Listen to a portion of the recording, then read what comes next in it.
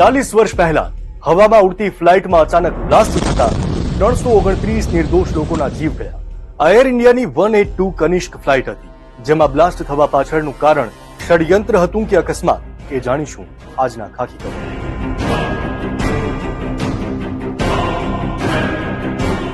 23 જૂન 1985 ના રોજ એર ઇન્ડિયાની કનિષ્ક ફ્લાઇટ કેનેડાના ટોરેન્ટોથી ઉપડીને મોન્ટ્રીયલ અને પછી લંડન થઈને મુંબઈ અને દિલ્હી પહોંચવાની હતી.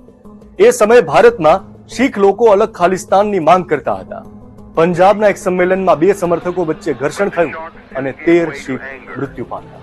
મૂળ ભારતનો પણ કેનેડામાં સ્થાયી એવો તલવિંદરસિંહ બબ્બર ખાલસા ઇન્ટરનેશનલ નામના શીખ સંગઠનમાં જોડાયો.